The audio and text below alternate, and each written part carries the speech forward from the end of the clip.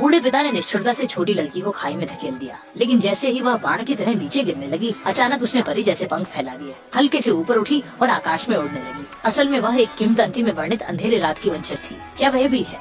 मरण के कबीले के लोग, उनके नेता लौ हई ने मृत्यु के कगार से मरण को बचाया था। जब वही अपने कबीले के लोगों को खोजने की खुशी में डूबा था, लौ हई उसके पास आया और उसे अन्य स्थानों का दौरा करने के लिए आमंत्रित किया। दोनों ने मिलकर बर्फ से ढके पहाड़ों को पार किया और उष्णकटिबंधीय वर्षावन के भीतर पहुंचे, जहां हर जगह अंधकार कबीले के सदस्य थे। लेकिन वास्तव में यह उनका अंतिम आश्रय स्थल था। अब वे पहले से ही ऊंची जाति मानवों के आक्रमण के कारण धीरे धीरे विनाशी कगार पर पहुंच रही है। इसके बाद उन्होंने घोंसे की गहराई में एक आश्चर्यजनक चीज खोजी। वो एक विशालकाय फिनिक्स का छोड़ा हुआ पुल था। बूढ़े हई ने मालिक को बताया कि ये केवल फिनिक्स की आत्मा का निवास स्थान नहीं है, बल्कि इसमें फिनिक्स की यादें भी संग्रहित है।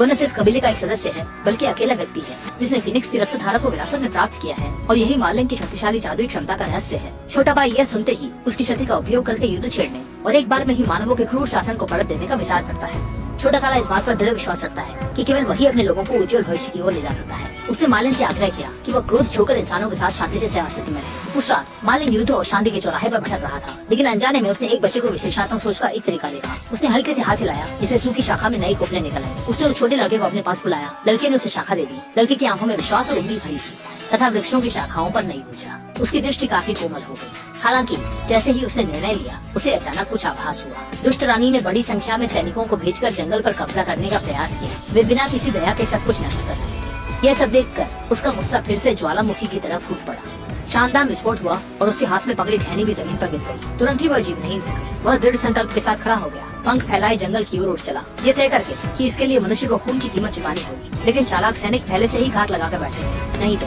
उसे तुरंत ही लोहे के खंभे की तरह बारिश की तरह उस पर बरसने लगे। महत्वपूर्ण क्षण में बूढ़ा काला सामने आ गया और अपनी देह से मारिन के लिए सभी हमलों को रोक दिया। एक समूह का सामना करते हुए जो हाथ मारिन ने तुरंत अपना जादू चलाया और अनगिनत बेलों से उन्हें लपेट दिया, जिससे सैनिकों के आगे के हमले को रोका जा सके। इसी समय छोटा सफेद भी तेजी से अपने पंखों से एक तूफान खड़ा कर देता है, जिससे तीरंदाजों की टोली बिखर जाती है और फिर सक्षम रूप से बेलों के जादू का उपयोग करके सैनिकों को पकड़कर उन्हें जोर से पेड़ पर पटक देता है। फिर हल्के से उड़कर दो दुश्मनों को पकड़ लेता है और उन्हें ऊंचाई पर फेंक देता है। फिर तीनों लोग किस्मत से बच निकले, घोंसले की ओर तेजी से उड़ते हुए पहुंचे और बूढ़े काले को फिनिक्स की अलमारी के पास रख दिया। तब तक वह जीवन से संघर्ष कर रहा था। परिवार के लोग चारों ओर इकट्ठा हो गए और जादुई मंत्र पढ़ना शुरू कर दिया, उसे जीवन की शक्ति देने के लिए। जीवन और मृत्यु के इस पल में बूढ़े काले ने अपनी 30 से अधिक वर्षों की साधना पूरी तरह से मार्लिन को स्थानांतरित कर दी। अपने रक्षक को मरते हुए देखकर मार्लिन अत्यंत दुखी हो गया।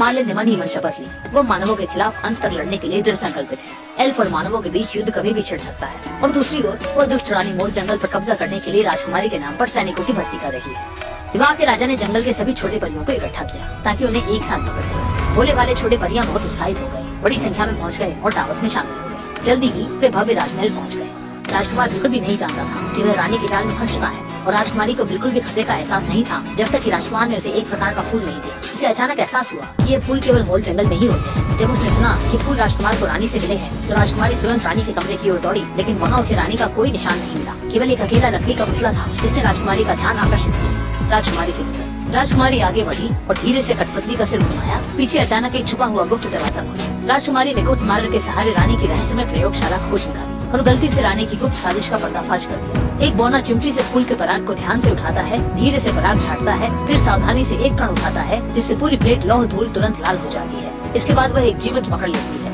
उसका छोटा जादूगर एक चम्मच लोहे का पाउडर उठाता है, बस देखते ही देखते वो हल्के से मसलता है। वह जादूगर पल भर में धूल में बदल जाता है, अपनी असली रूप में लौट आता है। रानी इस दृश्य को देखती है, चकित उत्सुकता से भरी। वह राजकुमारी की शादी के बहाने से सभी जंगल के जिंगलिंगों को बुला लेती है और जिंगलिंगों को जाल में फंसाने का मंसूबा तैयार करती है। भोले भाले जिंगलिंग खुशी खुशी समारोह में शामिल होते हैं और उत्सुकता से इंतजार करते हैं, लेकिन उन्हें पता नहीं कि वे रानी के जाल में फंस गए हैं और चर्च में बंदी बना लिए गए हैं। कई जिंगलिंग विषैली चाल में फंसकर जीवन खो देते हैं और उन्हें लाल पाउडर से उनकी असली अवस्था में लौटा दिया जाता है। अचानक आसमान में बेइंतहा पंख वाली चुप्पी का समूह प्रकट होता है, जो बिजली की गति से महल की ओर उड़ रहे हैं। और क्यों?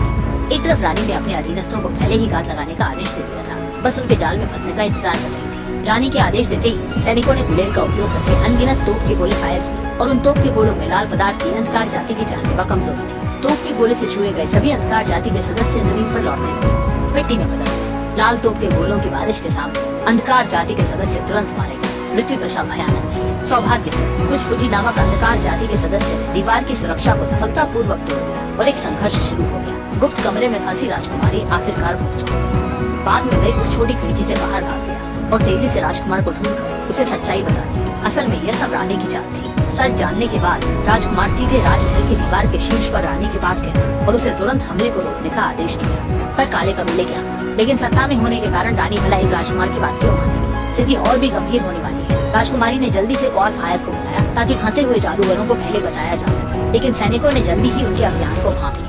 संकट की घड़ी में काले कौवे के शरीर में अचानक परिवर्तन हुआ और वह एक विशाल कौवा भालू बन गया, जिसने पीछा कर रहे सैनिकों को पीछे छोड़ दिया। कौवा भालू ने एक मुक्का मारकर दरवाजा खोल दिया और फंसे हुए छोटे जादूगरों को मुक्त कर दिया। राजकुमारी ने उस जानी पहचानी शक्ति को महसूस किया। सीसी मुस्कुरा उठी। वह उसकी परी गॉड मदर मालिन थी, जो जैसे देवताओं की तरह प्रकट हुई। उसने अपने पंख हल्के से फड़फड़ाए और सैनिक एक के बाद एक गिरफ्तार